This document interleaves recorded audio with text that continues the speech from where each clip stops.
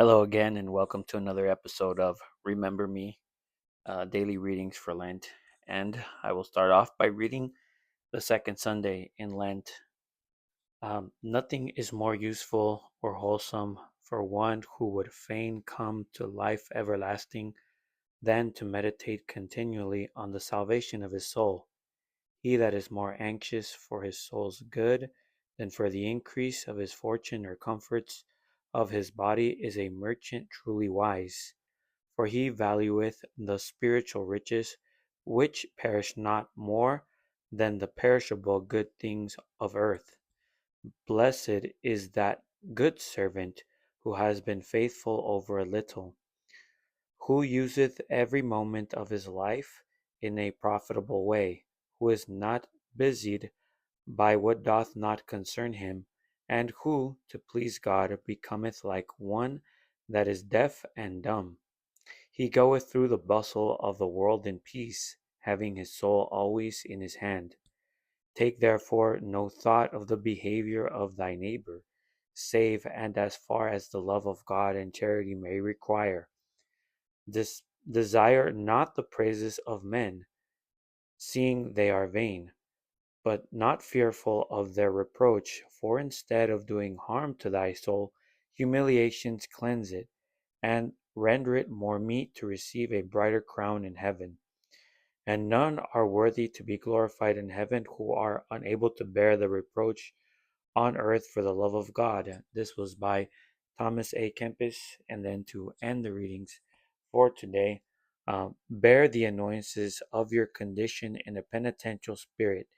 These are the penance God assigns you and far more useful than what you may choose for yourself. This is by Fenelon. Um, so interesting stuff.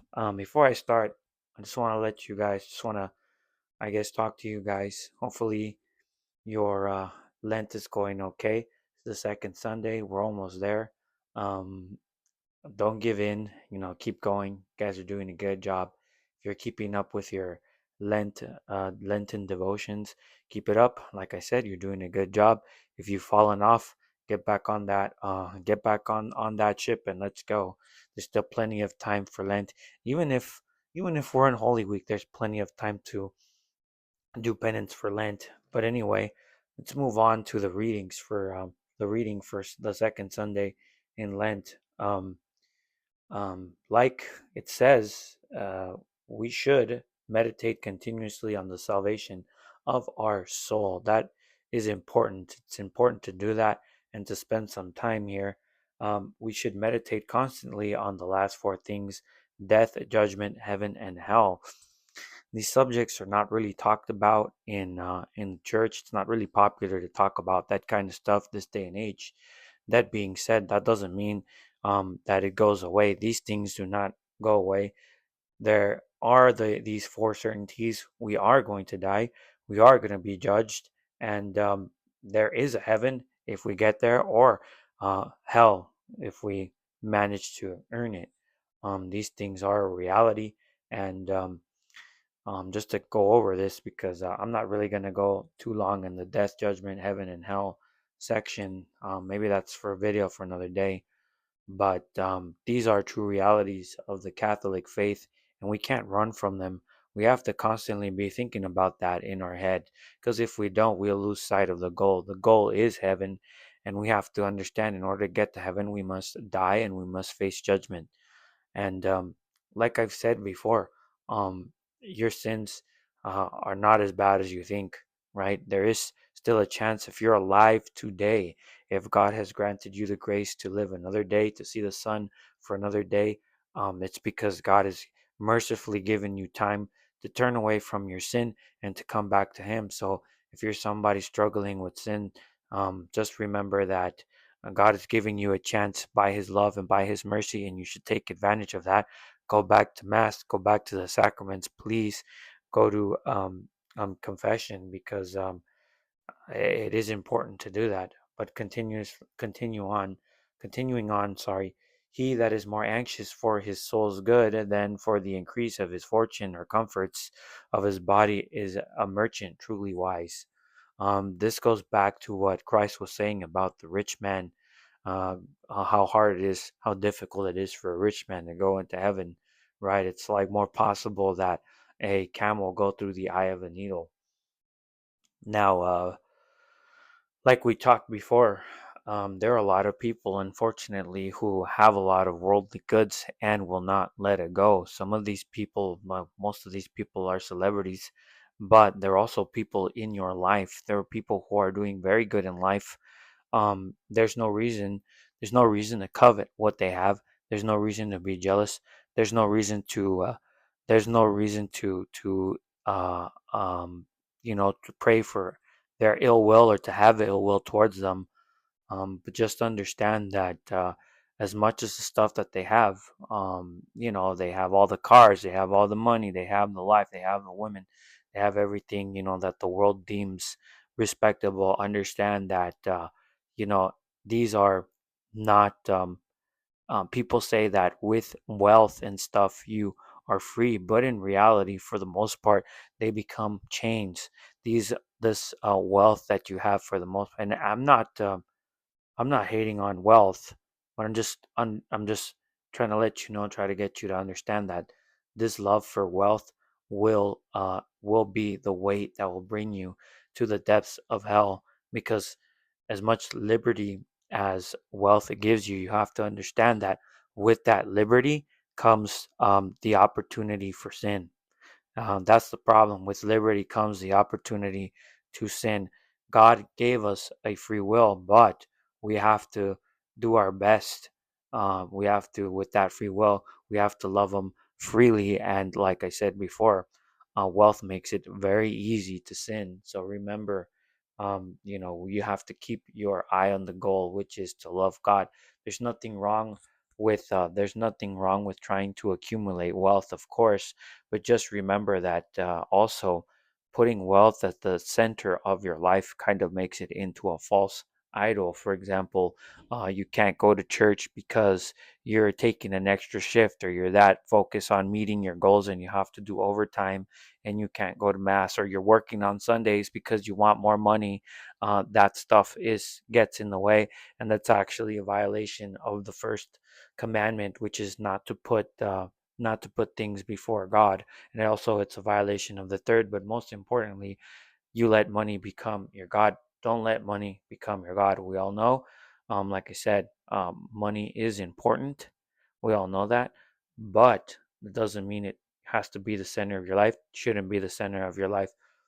Shouldn't be the center of your life. Always be frugal, and yeah, always keep your eyes towards God. If wealth gets in the way of loving God, it's not good wealth that you should have, and it's not good time. Good, it's not a good expenditure of time that you should be doing if it gets in the way of loving God. And this is in going over to the next section, part of the reading, my notes. Blessed is that good servant who has been faithful over a little. Now, what this is the way I took it, right? Maybe you might have a different interpretation of it, but yes, blessed is that good servant who has been faithful over a little. And I want to focus on a little.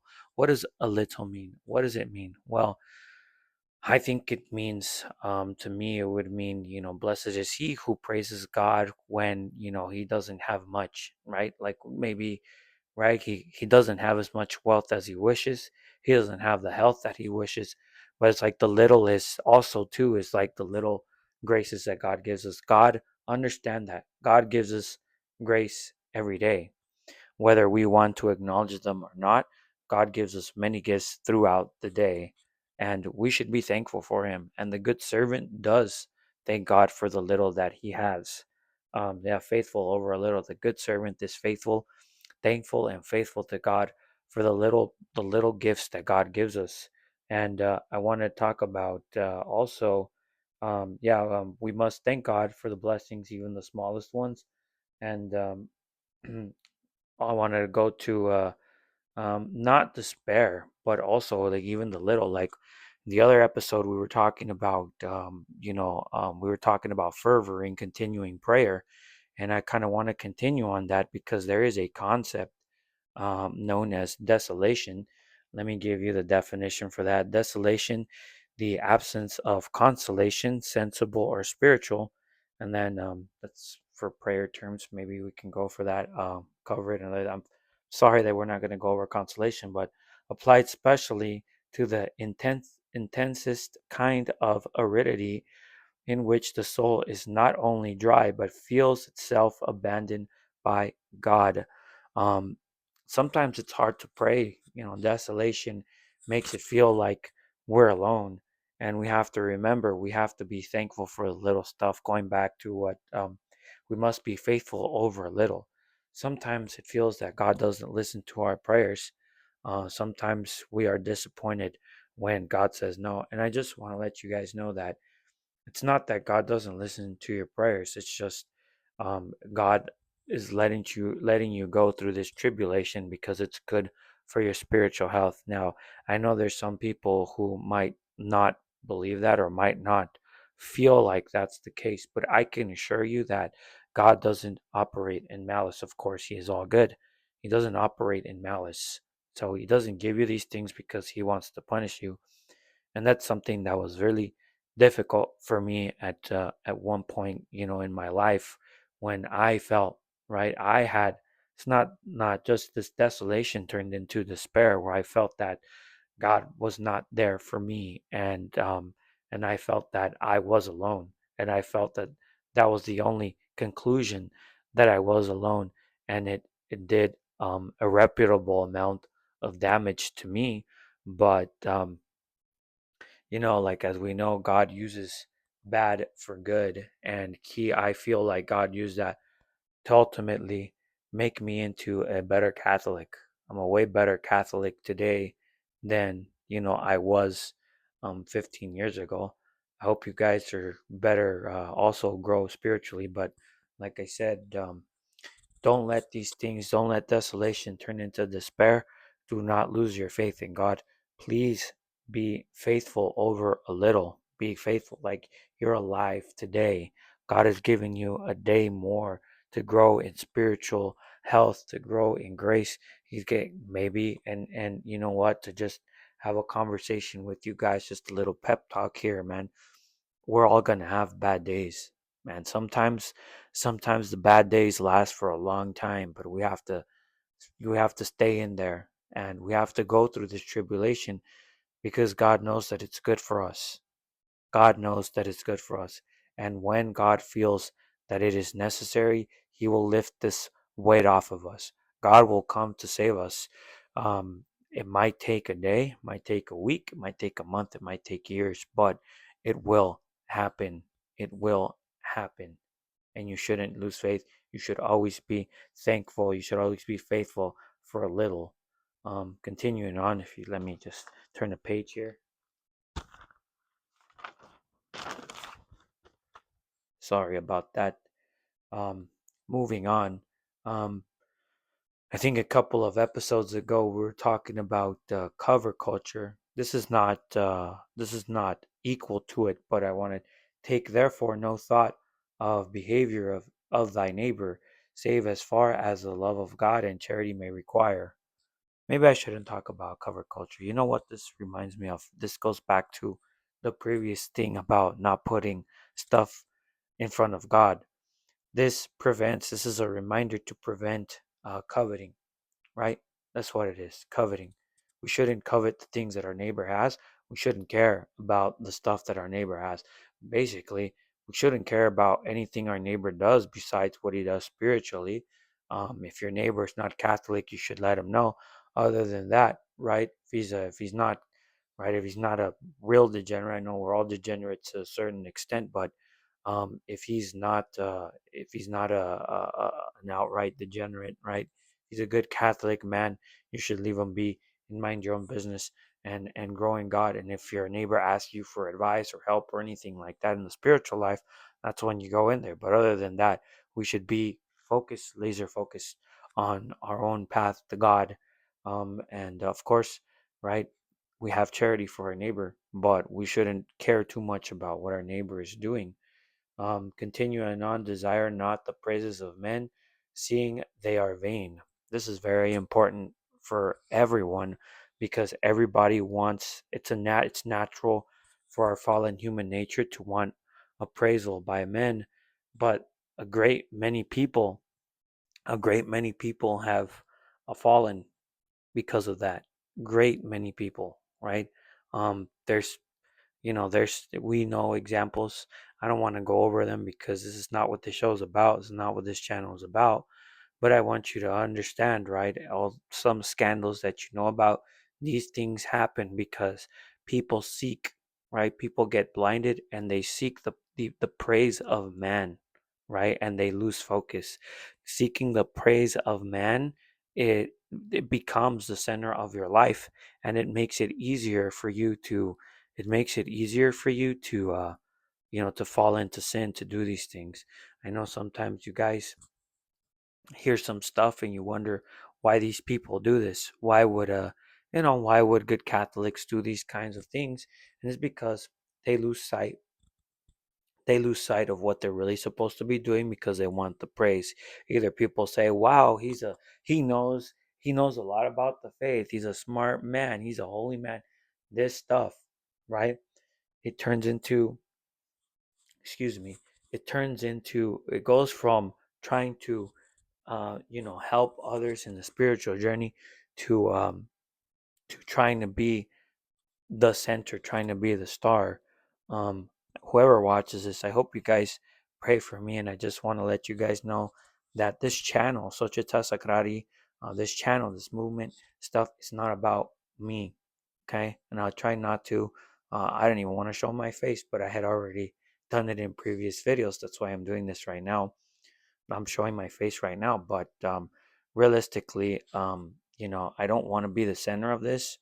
I feel like all these videos, all these projects that I'm doing, it's not gonna like no one's gonna know about them until well after I die, and I hope this stuff stays online long enough so that people in the future can appreciate it. But that doesn't mean that I'm not immune to these things, right? I'm a human too, and um, hopefully, God keeps me humble in this endeavor. But going forward, uh, says, none are worthy to be glorified in heaven who are not unable to bear the reproach on earth for love of God. It's these things. I feel like a lot of these things are echoing, right? Let me put this here. A lot of things that are like echoing, right? A lot of things just repeat in different ways. I don't have a problem with these with the readings kind of repeating itself in essence, because we do need constant reminders. And when it talks about that, when we're talking about the reproach on earth for love of God, sometimes we're going to get criticized.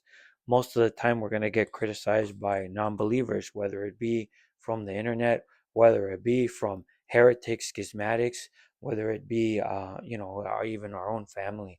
We're going to get ridiculed. If you're a faithful Catholic, eventually you're going to get ridiculed, right? Eventually you're going to get attacked for what you do. And try to remember to not let that keep your head down, keep your head up, let it be like water off a duck's back, and keep moving forward, because I do think that ultimately our goal is heaven. And whatever we can do today, whatever we can do to grow in holiness, we should take advantage of. But leads me that segues to the last part that I wanted to talk about. This is bear the annoyances of your condition with a penitential spirit. These are the penance that God assigns you, and far more useful than what you may choose for yourself. This is very, yeah, I didn't think this episode was going to be that long, but let's talk about that for a second, right? We should take the annoyances. Hey, there's a prayer, the Fatima, by Our Lady of Fatima, gives a prayer about useful for when we're supposed to suffer, right? And it goes back to the tribulations that we were talking about earlier today. God will give us tribulations. Most of the time, they're minor annoyances, and we can't lose our cool with minor annoyances, right? We have to kind of, what I view it as is that these are exercises in trauma, right? Our body, since our body hates to suffer, our body hates to suffer. We are basically allergic to suffering, right? We get um, angry, I would say to a certain extent, supernaturally angry at things when things don't go our way. But what happens is these little annoyances, what we're supposed to do is take them with penance, right? Maybe you maybe you have to take out the trash, maybe you have to fix something, maybe you have to do the best thing that you can do for minor annoyances is accept them as penance for the sins that we do, because make no mistake and do not forget that man's role is to toil now. After we got kicked out of the garden, God commanded us to toil and to sweat, and that's some of the stuff that we have to do. We live in an imperfect world, and since we live in an imperfect world, we have to go and fix things sometimes. It is annoying, right? Could be chores, could be you have to, if you're a married man, you might have to help your wife do the homely duties even though you came back from a long day of work. Minor annoyances, minor annoyances, right? These are things that we have to do. For ladies out there, maybe, you know, your husband forgets to leave to put the toilet seat down. Minor annoyances that we have to take as penance. It's not worth, for men and women, it's not worth fighting over. We should accept these minor annoyances with penance instead of going and confronting your spouse over something that just could be taken as penance and used for spiritual growth. There's no need. Wow, and I didn't think the conversation was gonna get here, but yeah, going over to the married state, because this is perfect advice for the married state. Like I said, there are things, minor things that cause fights in marriages, and for the most part, I think when these minor annoyances come, we should use them as opportunities to grow and opportunities to offer penance to God rather than to go and fight with your spouse. Oh, you did something minor, I'm annoyed, I'm gonna go and confront you and stuff. And that's a lot of things that kill marriages is a lot of thing that kills marriages is that, like, complaining over minor things. But just to reemphasize too, um, the penance God assigns you at are far more useful than what you may choose for yourself. Um, Last episode, we were talking exactly about what people do. Um, Talking about the Friday penance when they allowed people to replace the not eat meat for something else, right? To go on a little tangent on that, before we end the video. Um, this that was a greater penance. Maybe it wasn't sent by God, but you see, like, if you say, God, don't give me the penance, I'll do the penance myself. In reality, no, you won't, right? God gives us opportunities for penance because He knows that He gives us the opportunity. If God gave us the opportunity ourselves, we'll do something like, oh, I skipped a meal today. I had 3 meals, I only ate twice. Or something like, hey, guess what? I didn't eat chocolate for today. I didn't eat chocolate for the week. I didn't. Oh, oh well, I didn't drink soda today. Wow, what a thing. Oh, I didn't drink beer today. And it's stuff like, come on, that's not a penance, right? It's all, oh wow, like, it's not really one. Um, so we have to accept these penance and we have to use them. They're better. It's better that God gives it to us than if we choose ourselves, because there is actual proof in the Catholic Church today with regards to the Friday penance. My argument is that, right? My argument is the church gave people gave people leeway, and what did they do with it, right? No one does the Friday penance anymore. No one does it. No one does it. No one even knows it exists. When you tell them, they don't know.